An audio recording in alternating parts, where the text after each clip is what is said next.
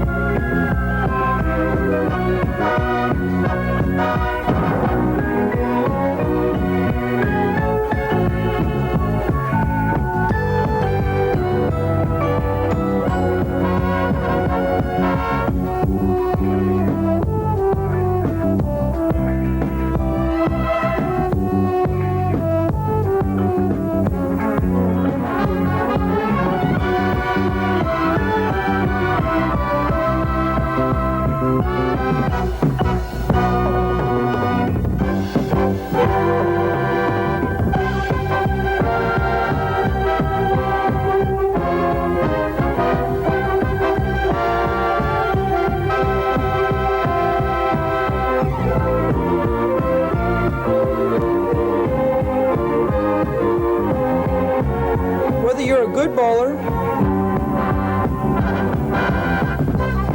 or just beginning, bowling offers everyone good, clean fun.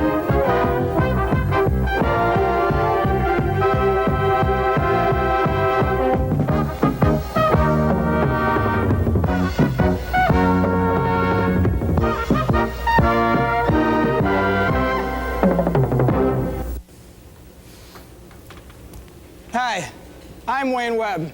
Welcome to Practice Makes Perfect.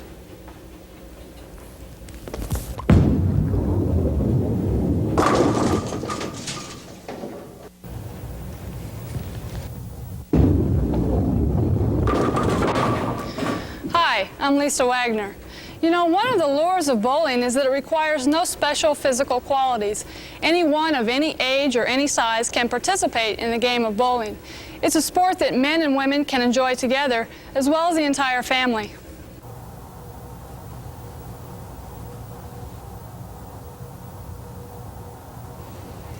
On this program, we'll show you the basic fundamentals needed to help make anyone a better bowler.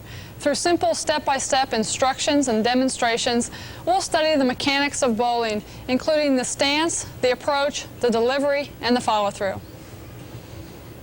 That's right, Lisa. We'll also give you advice on choosing the proper equipment and show you some simple training and conditioning exercises that you can do right in your own home or at the office. We'll teach you how to read the lanes and make use of the markings to help you make better shots. We've also got tips on the most common faults and how to correct them. We'll teach you how to shoot spares and strikes and lots more. But remember, we can show you how to do it, but it's up to you to apply what you learn on this program and to practice. The old saying's very true. Practice does make perfect.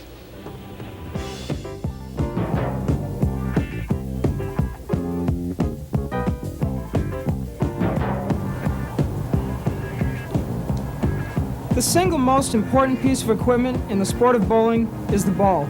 If you're a beginner, your bowling center has a large variety of balls to choose from. It is important that you select a ball of proper weight and one that fits your hand comfortably. Bowling balls range in weight from 8 to 16 pounds. Try various weights. This one feels a little light. This one feels a little heavy. This one feels real good. Next, you want to check the grip. I suggest a conventional grip for beginners. It's the most common. Most balls in your bowling center have been drilled for this type of grip. First, insert your thumb all the way into the hole. Slide it in and out several times to make sure it's comfortable and it fits snugly. Next, lay your fingers across the ball with your third and fourth fingers over the two holes. In a conventional grip, the finger holes should be just below the third and fourth knuckles. Make sure they feel comfortable and that they fit snugly. This will prevent the ball from slipping during your delivery. If the grip feels comfortable and the weight feels right, try a few practice swings to make sure you will not strain yourself.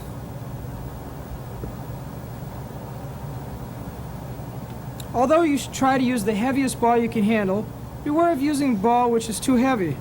It will only weigh you down. Don't be afraid to try different bowling balls. Bowl a few frames with one. If it doesn't feel right, try another. If you take your bowling a little bit more seriously, I suggest that you purchase your own ball as soon as possible.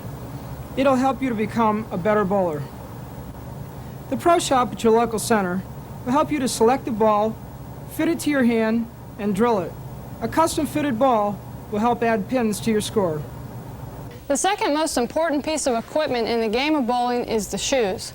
Bowling centers offer a large selection of shoes available in all sizes.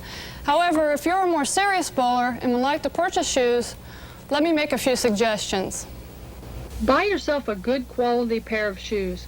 They may cost you a few dollars more, but remember, the best bowling equipment will pay off in comfort and in higher scores. Bowling shoes are designed to serve two vital functions. As you can see, one shoe has an all-leather sole designed to allow an easy slide to the line. The other shoe is mostly all rubber and is designed to act as a brake. Remember, good footwork is the solid foundation of a good game, and a good pair of shoes are necessary to good footwork.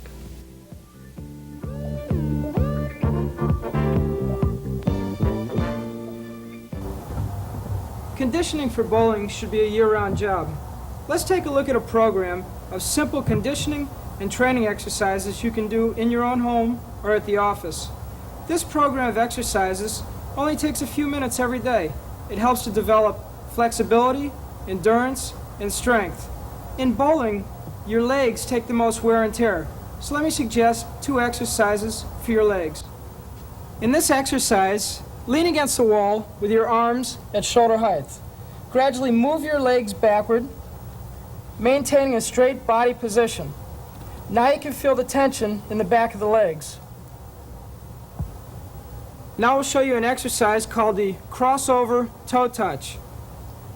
Simply take your right foot, cross it over your left, bend down, and touch your toes. Do this several times, and then repeat it with your left foot. Take your left foot, cross it over the right, and bend down. Every bowler knows how important the fingers are when bowling. Here's one of my secrets. I carry around a little rubber ball with me. I squeeze it every chance I get. You'll be surprised how this simple exercise can give you such big results. Remember, strong fingers means a stronger grip. Let's talk about isometric exercises. When used regularly, they're a marvelous way to improve your overall physical condition. And the wonderful thing about isometric exercises is that they can be used almost anywhere at any time.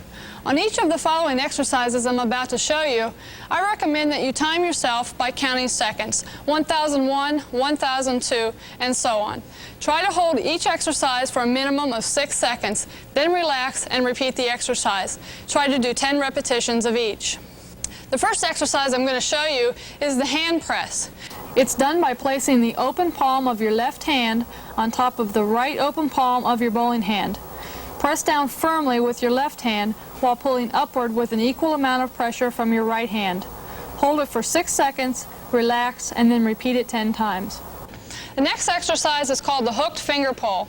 It's done by taking the fingers of the left hand and the right hand, hooking them together, keeping your arms at about chest height, and pulling firmly. You'll feel your wrist and your fingers strengthening in this exercise. Hold it for 6 seconds, then relax and repeat it for 10 repetitions.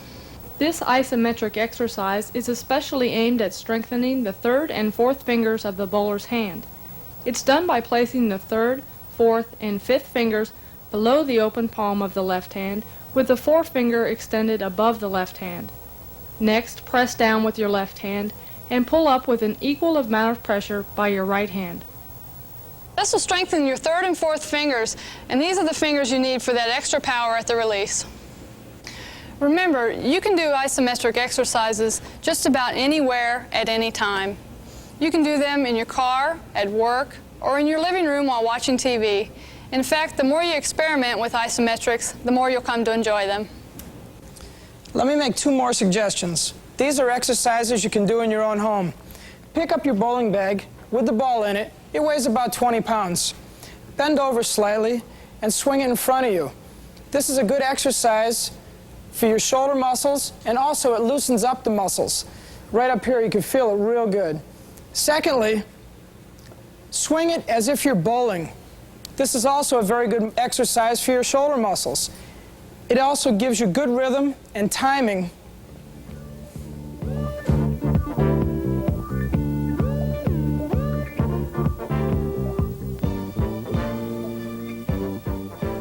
Before we actually bowl, let's learn how to read the lane. Let's find out what the markings are, what they're used for, and how we can use them to our benefit to help us become a better bowler. When you step up on the approach of a lane, you'll notice 2 sets of dots, with 5 dots, sometimes 7, in each row. The purpose of these dots is to aid you in lining up your feet when you take your starting position. When you first position yourself into your stance, look down and take note as to where your feet are in relation to the dots. Then when you find your best starting position for you, you can use these dots as a guideline to help you put your feet in the same mark every time. After you have finished your approach and release the ball, look down again. You'll notice another set of dots. This is the third and final set of markings on the approach, and they're located a couple of inches behind the foul line. Make a mental note as to where your sliding foot finishes and try to hit the same mark each time. Remember, learn to start and finish your approach at the same mark. Next we have the foul line. It separates the approach from the actual lane. And remember, don't let your feet or any other part of your body go over the foul line and touch the lane, or as the name indicates, you'll foul and receive 0 for that ball. Past the foul line is the actual lane itself. It's constructed of 40 boards, being numbered 1 through 40, with the center board numbered 20. Right-handers count from the right side, 1 to 40. Left-handers can count from the left side, 1 to 40. Approximately 6 to 8 feet past the foul line, you'll notice 2 sets of 5 dots each. They're numbered 3, 5, 8, 11, and 14, counting from either side of the lane. Just past the lane dots, approximately 15 feet down the lane, you'll find a series of 7 large arrows. Let's call these targeting arrows. They're placed 5 boards apart, with the center arrow on board 20. And together with the lane dots, you can use these as aiming or targeting devices. Many people find it easier to use a target a few feet away rather than 60 feet away. Learn to use these lane dots and arrows as aiming devices.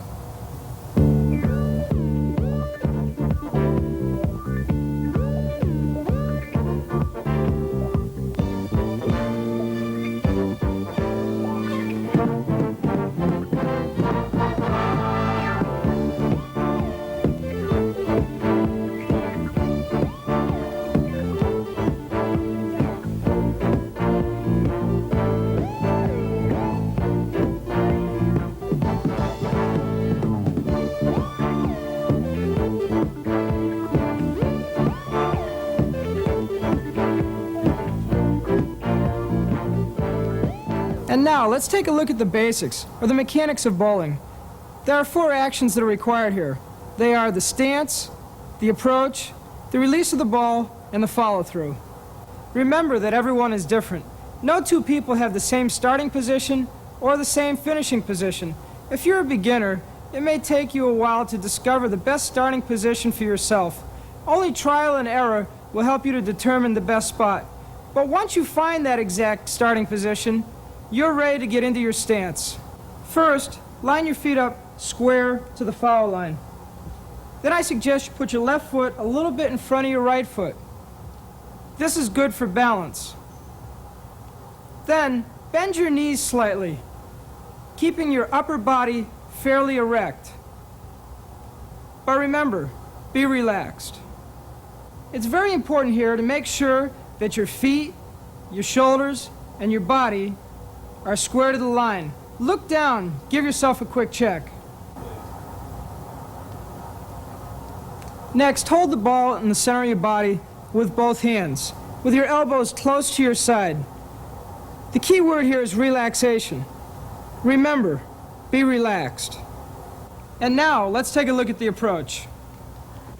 In your approach to the foul line, there are 2 basic approaches, the 4-step and the 5-step. Let me show you some tips on the 4-step approach. My basic theory is to remember 4 key words: out, down, back, and slide. If you remember these 4 words, the 4-step approach is going to be very easy. On the first one, the first step goes out along with the ball. That is out. Again, the ball and the step out at the same time. The second step goes forward and the ball is down by your side. The third step is next and the ball is in its height of its backswing. And next is the slide and the ball is released. Now let's see this in full motion.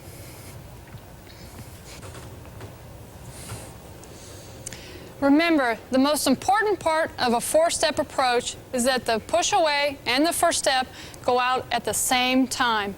Again, the most important part, remember, ball and the step at the same time.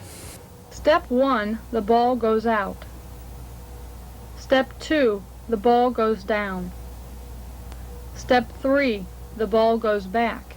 And step 4 is the slide.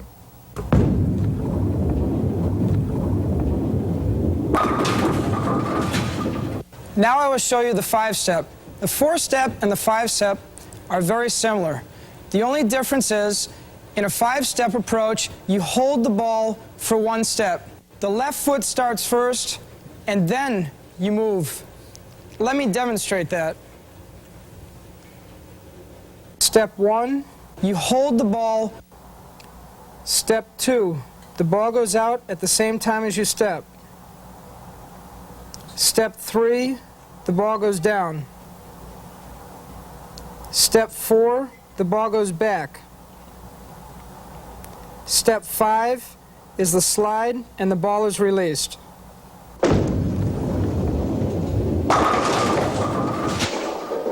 Now I will show you the proper delivery. Your fingers should be directly underneath the ball, with your thumb approximately at 1 o'clock. Your thumb comes out of the ball first. Your fingers rotate slightly around the ball for good lift and power. Also, the follow-through, which is very important. The follow-through should be a long extension reaching out over the lane, reaching for your mark.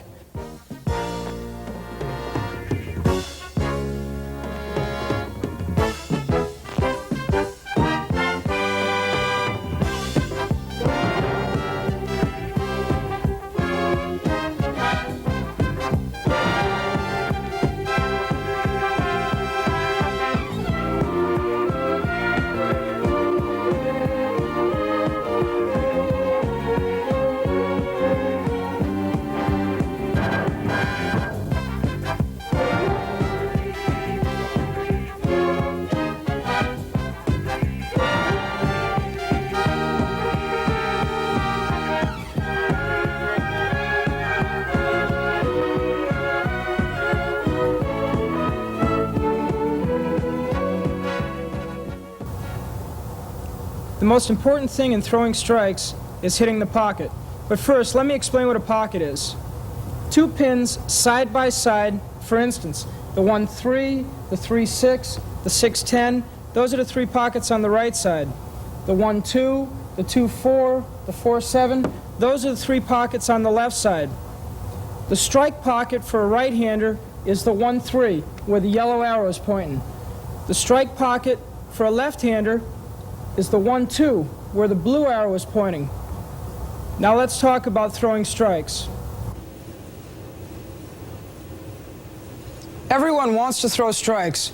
I'm going to show you how to get lined up and throw strikes consistently. For right-handers, second arrow, which is on the 10th board, is the most common target to throw your ball over in order to hit the 1-3 pocket. Left-handers would reverse this, throw over the second arrow from the left to hit their strike pocket, which is the 1-2. No matter where I line up my feet in my starting position, I will always throw over the second arrow.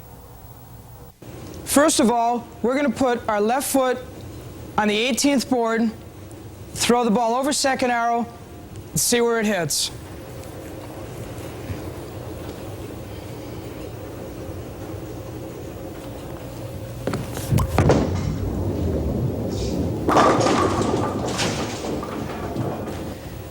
We see that that ball went high. We were standing on 18. This time, let's move a little bit to the left. You always adjust. You move to the direction in which the ball went. The ball went a little bit left of the pocket. You move your feet further left. So this time, let's move 4 boards and stand on 22. We will stand on 22, moving 4 boards left with our feet using the same strike target, the second arrow.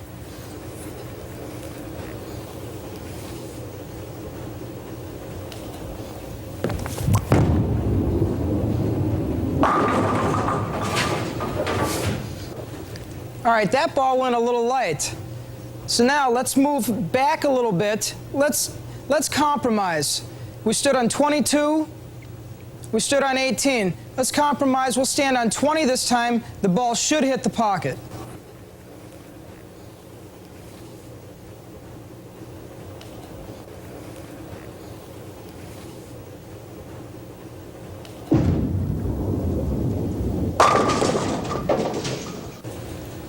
That was a good shot. The shot hit the pocket.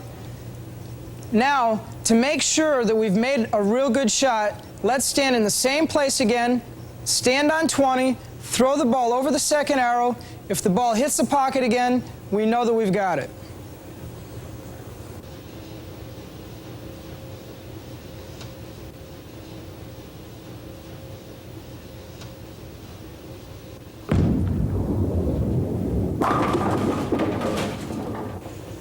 Okay, we did it again. Now we know we're lined up to throw strikes. Now you should be able to stand in the same place every time, hit the second arrow, and throw strikes consistently. Let's review what we have just learned. Everyone is different. For me, standing on 20, throwing over the second arrow works. It doesn't matter where you stand in your starting position as long as you remember these rules.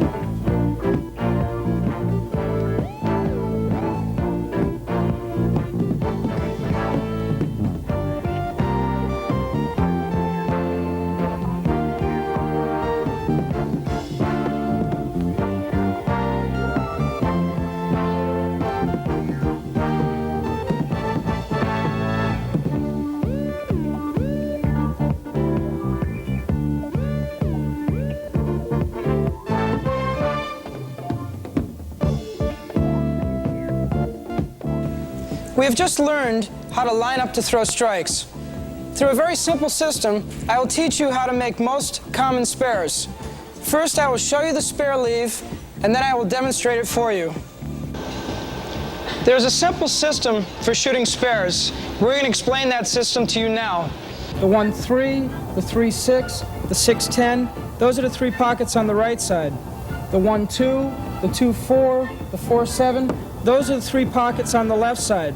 If your strike target is standing on 20 and throwing over the second arrow, in order to hit the 3-6, you would move 5 boards to the left.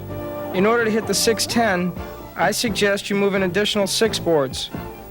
Now going back to the beginning, you're standing on 20 for the strike pocket.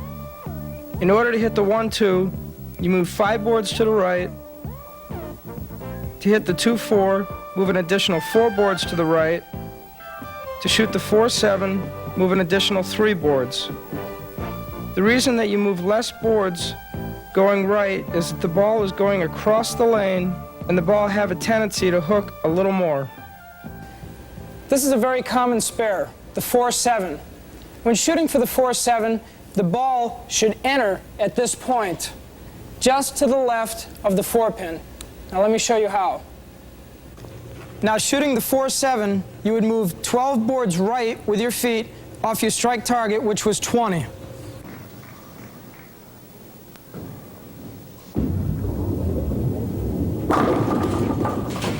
Another very common spare is the 3-6. When shooting the 3-6, the ball should enter at this point, directly between the 3 and the 6, as the arrow shows. Now I'm going to show you how to cover the 3-6. you would move 6 boards left with your feet off your strike target. The reason that we move 6 and not 5 is because you don't want to chop the spare, so you don't want to take that chance. Move an extra board to the left so you hit the 3-pin just a little bit lighter.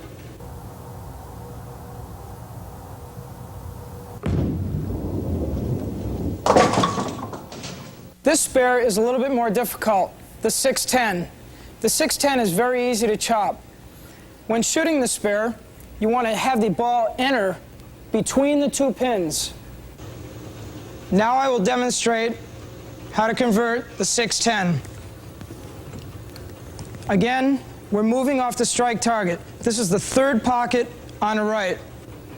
You would move 11 boards left with your feet.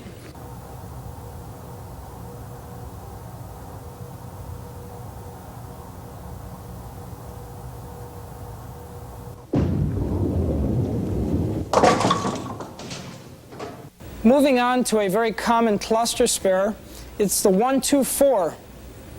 When shooting the spare, you want to enter on the left side of the head pin, as the arrow shows you.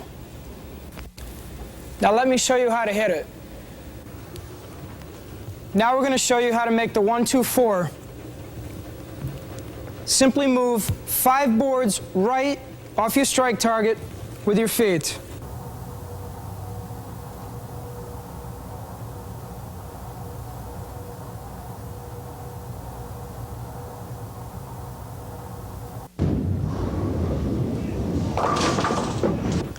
This is the most difficult of the clusters, the 2-4-5-8. It's called the bucket. This spare is very easy to chop. The reason of this is a lot of times people hit it just a little bit too high and they will send the 2 pins straight back and leave the 5. The other reason it's real easy to miss is sometimes they'll hit it too light, take out these 3 pins and leave the 8. In shooting this, the ball should enter right between the 2 and the 5, high on the spare. If the ball enters here, it'll take out all 4 pins. Next, we're going to show you how to make the 2-4-5-8, better known as the bucket. Off your strike target, you would move 4 boards right with your feet.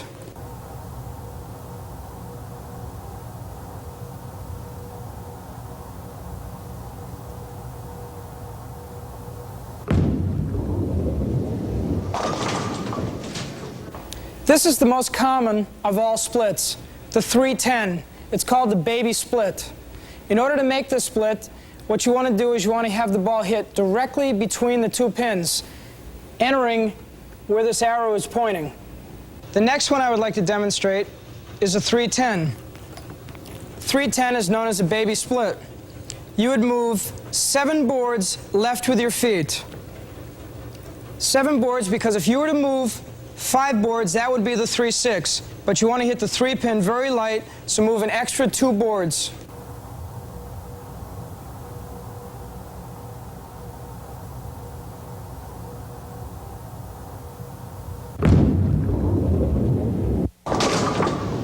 This is the most common of all pocket splits, the 5-7. In shooting the 5-7, you want to hit the 5 very light over here, send the pin into the 7. And this will become a very easy split after you learn how to do that. Let me show you how to make the 5-7, a very common pocket split. You would move 2.5 boards left with your feet.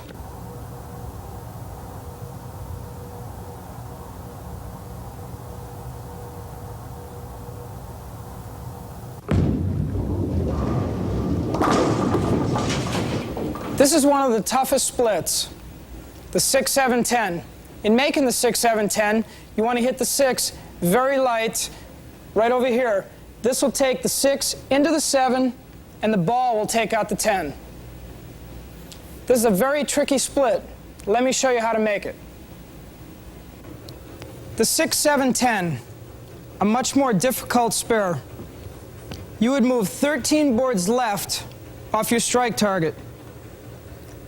The 6-10 would be 11 boards, but you want to hit the 6-pin very light on the right side to slide it into the 7, so you would move 13 boards.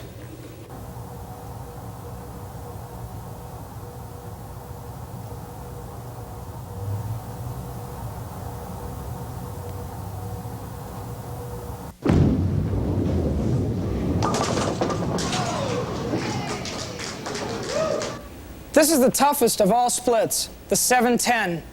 The odds of making this split is about 1 million to 1. In shooting for this, pick the pin that is easiest for you to hit. For me, it's the 10 pin. Just take the ball and throw it very hard at it and hope that you get a lucky kick and it bounces out and goes into the other pin. Let me see if I can make it. The 7-10, the toughest splitting bowling. You would move 13 boards left with your feet. As you remember, I said it's 1 million to 1, and the chances of making this are very slim. So just take the ball and throw the ball right at the 10 pin and hope you get a lucky break.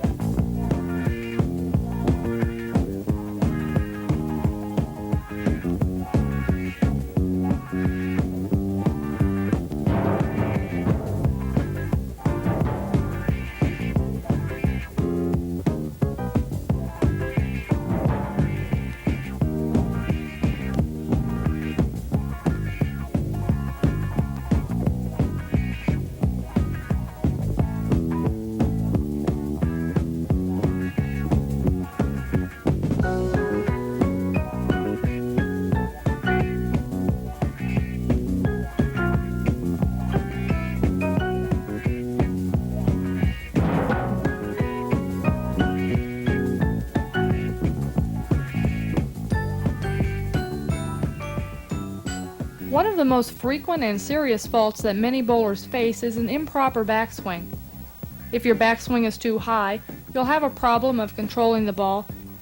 The most common reason for a high backswing is that many bowlers push the ball up and away from their bodies, hoping for more power. This will only throw your timing and balance off and cause you to have too much backswing. The solution is to lower your push away at the start of your swing. The push away should go out and down, not up and out. This should give you the proper backswing. Many women face the problem of a low backswing. It's usually because they are not as physically strong as a man. Again, the usual fault is with the push away. Make sure your arms are fully extended at the end of your push away. This should give you the momentum necessary for the proper backswing. Another solution might be to use a lighter ball. The proper backswing should be approximately shoulder high.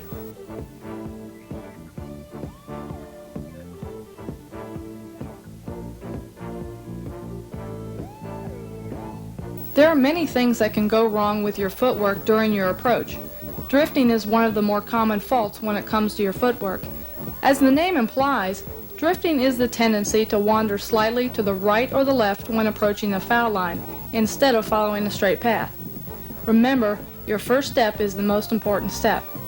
If your first step is off to the left or right, then you have immediately destroyed your squareness to the line and your entire approach will be off. If you have a problem with drifting, then let me make a suggestion. Place a piece of tape on the floor stretching out in a straight line for about 10 feet, as you see demonstrated here. You can do this at home or at the office.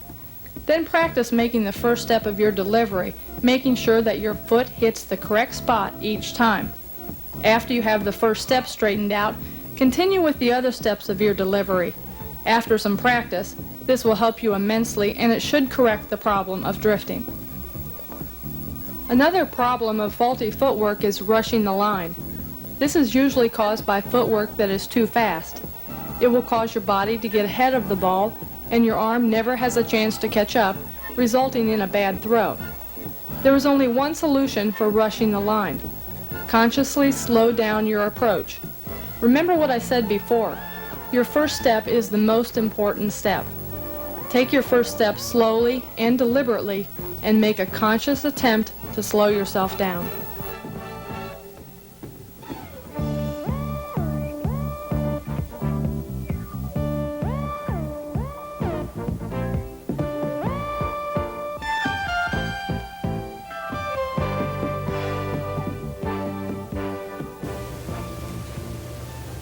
If you find yourself having trouble for any reason at any time, I have a simple checklist that you can go over to help you solve all your problems.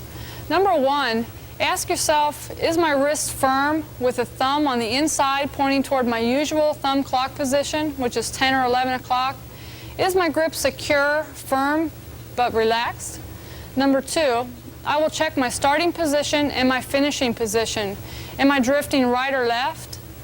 Have I moved my starting position or my target at the line without realizing it? Number 3, am I rushing the line? Am I sliding straight at the line? Number 4, have I increased the speed of the ball or slowed it down without realizing it? Number 5, am I actually seeing the ball go over its target on the lane, or am I pulling out of the ball, cutting short my follow-through? Number 6, am I pointing the ball into the head pin, trying to aim the ball rather than let it roll? Number 7, is my elbow wandering from my body, causing a sidearm or topping of the ball? Number 8, am I dropping the ball before I get it out over the foul line, or am I lofting the ball too far over the foul line? 9th, am I taking into consideration the fact that the lanes may be hooking more than they were at the start?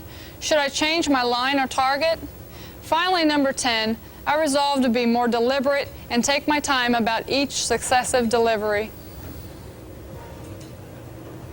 Thanks for joining us on Practice Makes Perfect, the Bowling Masters. I'm Wayne Webb. And I'm Lisa Wagner. I hope you've enjoyed this program as much as we've enjoyed bringing it to you. And remember, Practice does make perfect.